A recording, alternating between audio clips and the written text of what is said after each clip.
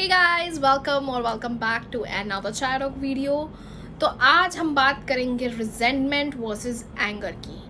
तो इस वीडियो को एंड तक ज़रूर देखिएगा। आई एम श्योर आप लोगों को कुछ ना कुछ हेल्प मिलेगी और कुछ सीखने को मिलेगा जो आप यूज़ कर सकते हैं अपनी लाइफ में। एंड अगर आप न्यू हैं मेरे चैनल पर तो इस चैनल को सब्सक्राइब ज़रूर कीजिएगा for more interesting videos. So without any further ado, let's get into this video with a cup of chai.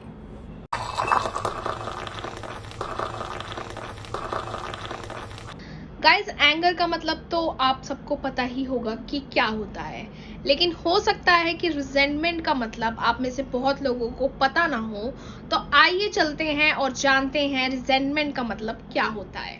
तो गाइज, रिजेंटमेंट मतलब ये होता है कि आपको कुछ एक्सपीरियंस होता है किसी चीज से रिलेटेड या किसी इंसान से रिलेटेड, जो फीलिंग आप एक्सप्रेस नहीं कर पाते हो, अपने अंदर ही बॉटल अप कर लेते हो और अपने अंदर ही रखते हो। तो वो जो फीलिंग होती है हम उसे रिजेंटमेंट कहते हैं। अब हम रिजेंटमेंट को एक एग्जाम्पल की मदद से समझते हैं। फॉर एग्जाम्पल कि आपके ऑफिस में आपको कुछ डेडलाइन मिली है, कुछ प्रोजेक्ट मिला है जो इस डेडलाइन पे आपको कंप्लीट कर देना है अपने बॉस को। और क्या होता है कि आपका बॉस क्रिटिसाइज करने लग जाता है आपको सबके सामने, कुछ भी प्रोजेक्ट से रिलेटेड जो आप कर रहे हो। तो ऑब्वियसली आपको बुरा लगेगा, लेकिन you are not going to say anything to your boss like hey man, मुझे बुरा लग रहा है, don't talk to me like that, या मेरी फीलिंग्स को हर्ट हो रहा है, प्लीज ढंग से बात करो, या रूडली बात मत करो, पोलाइटली बोलो, मेरे को सबके सामने क्रिटिसाइज क्यों कर रहे हो, पर्सनली करो, या समथिंग लाइक दैट। तो ऑब्वियसली आप ये सब चीजें अपने बॉस को नहीं बोलोगे। आप सिर्फ अपने बॉस को ये बोलोगे that okay sir, I understand that, I will take care of that in future, etc etc।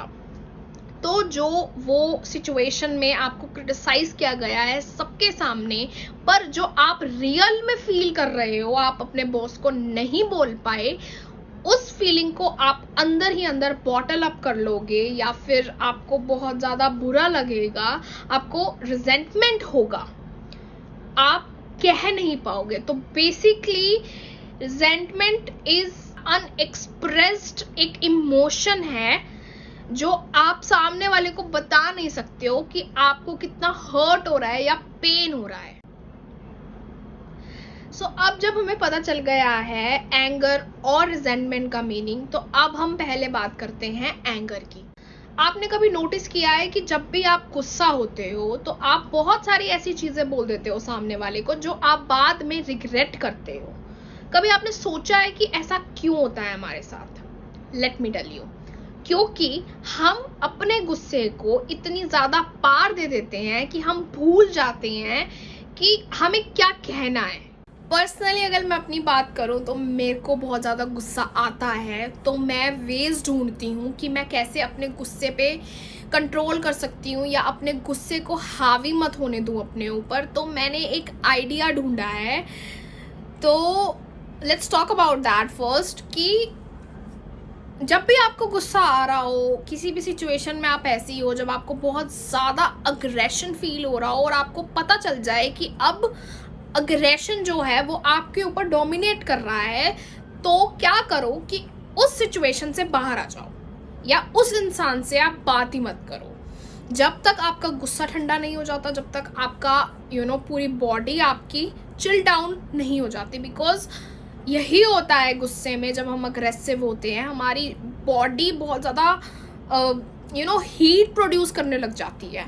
तो जब आप ये फील ना कर पाओ कि आपकी बॉडी कूल डाउन हो गई है, तब तक don't talk to that people जिससे भी आप इन आर्ग्यूमेंट थे या whatever it was, back off रहो।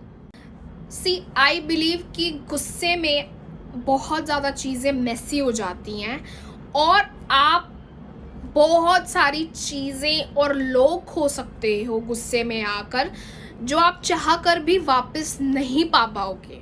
ऑब्वियसली जब आप एंग्री होते हो तो एंगर के साथ साथ आपको और भी बहुत ज़्यादा फीलिंग्स फील होती हैं, जैसे कि सैड होना, डिसअपॉइंटेड होना, या फिर समटाइम्स आपको रोना भी आ जाता है और आपको समझ नहीं आता कि आप कैसे रिएक्ट करो या सिचुएशन को हैंडल करो। तो जो मैंने वे बेस्ट निकाला है यही कि जस्ट बैक ऑफ, पीछे हो जाओ, बात मत करो for some time. It's the best way I think.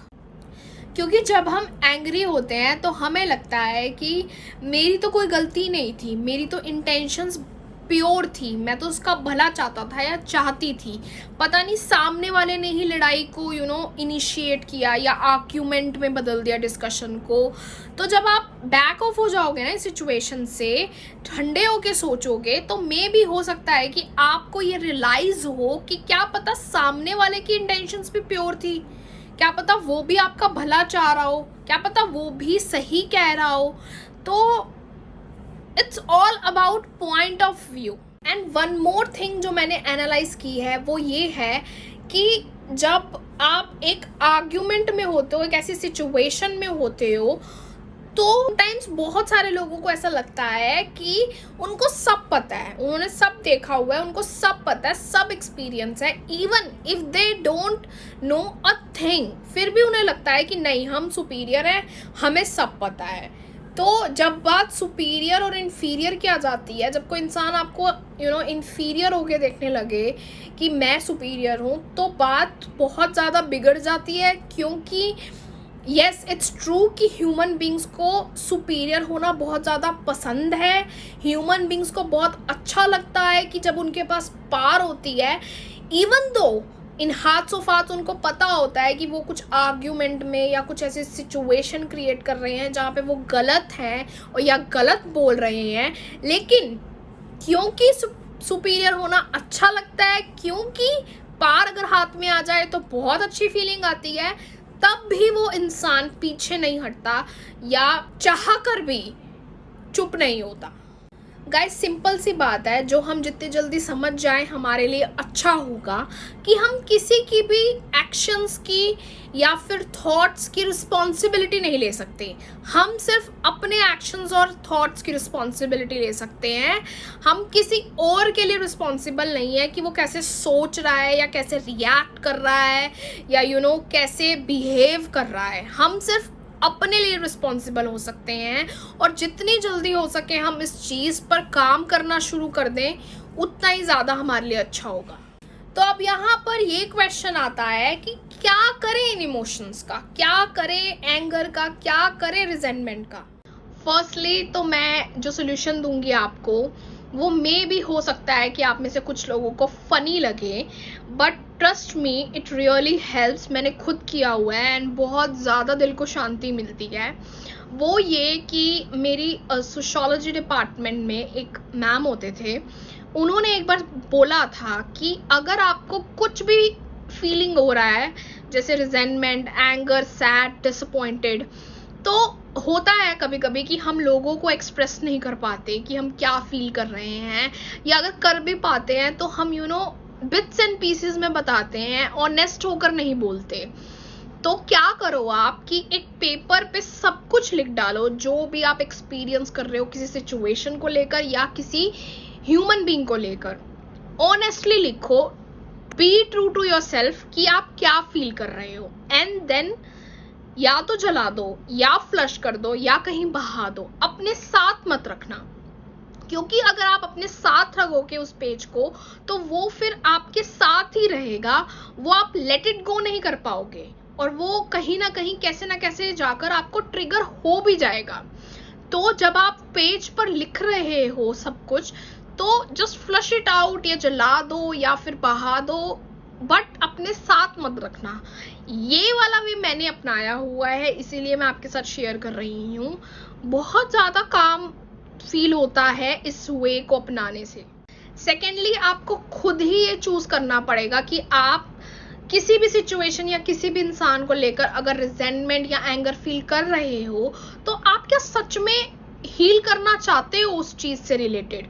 अगर तो नहीं करना चाहते तो आई थिंक यहाँ पर आप अपना खुद का मेंटल पीस खराब कर रहे हो और अपनी खुद की मेंटल हेल्थ के साथ ही खेल रहे हो, which is not a good thing and I don't think so you deserve it. Thirdly, कभी कभी हमें रिजेंटमेंट या एंगर फील होता है अपने पास्ट रिलेशनशिप्स को भी लेकर। तो अपने साथ बैठो और एनालाइज करो उन मोमेंट्स को जो आपको ट्रिगर कर रहे हैं, और उन मोमेंट्स को आप एनालाइज करो, फिर से सारी सिचुएशंस को देखो और ये ध्यान से सोचो कि क्या उन सिचुएशंस में क्या आपकी भी तो गलती नहीं थी, या सिर्फ आपकी ही गलती तो नहीं थी जो आपने सामने वाले पे डाल दी। जब आप ये सारा प्रोसेस एनालाइज कर लोगे तो ये क्वेश्चन आता है अब कि क्या आप अपने आप को प्रेजेंटली माफ कर पाओगे। ये सच है कि हम बहुत बार सामने वाले पे बहुत ज़्यादा हार्ड हो जाते हैं और हमारे लिए मुश्किल हो जाता है सामने वाले को फॉरगिव करना, लेकिन फॉरगिव करके आप अपना ही भला कर रहे हो, अपने लिए ही अच्छा कर रहे हो, अपनी मेंटल हेल्थ को ही बचा रहे हो। अगर आप कभी किसी की जगह पर सोच कर देखोगे या किसी के शूज़ में पैर रख कर देखोगे उसका पॉइंट ऑफ व्यू, तो मे बी आपको भी यही लगे कि जैसा उस इंसान ने रिएक्ट किया या बिहेव किया पर्टिकुलर सिचुएशन में या आपके साथ, तो आप भी शायद वही करते, या मे बी हो सकता है कि आप उससे भी ज़्यादा वर्स रिएक्ट करते।